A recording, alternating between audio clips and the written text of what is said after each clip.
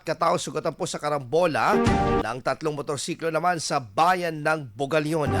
Para sa detalyang balitang yan, kasama natin Idol Jam Victorio. 104.7 IFM. Report! Sugatan ang tatlong driver at angkas ng tatlong motorsiklo na nagkarambola sa bahagi ng National Highway sa Barangay Poblasyon, Bugalyon, Pangasinan. Sa pareham ng IFM News Tigupan kay Police Lieutenant Darius Kabutahe, ang Deputy Chief of Police ng Bugalyon Police Station, bigla umanong tumigil ang naunang motor sa gitna ng daan upang umiwas sa butas sa kalsada. Nailaga naman ng sumusunod na motor ang aksidente, ngunit nabangga ito ng paparating na ikatlong motor. Ang nangyari kasi, nakapag-sudden stop siya.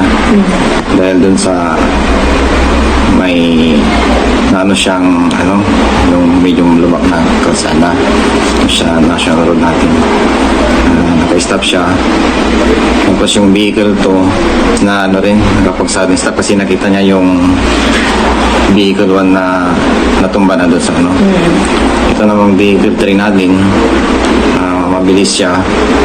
Nabangga niya si vehicle 2, dumiretso siya kay vehicle 1. Wasak ang harapang bahagi ng isa sa mga motor na umano'y mabilis ang patakbo nang mangyari ang insidente. Base sa pagsusuri ng doktor, lasing umano ang dalawa sa mga driver. Kasalukuyan na nagpapagaling sa paggamutan ng mga biktima na nagpasya umanong hindi na magsampa ng kaso.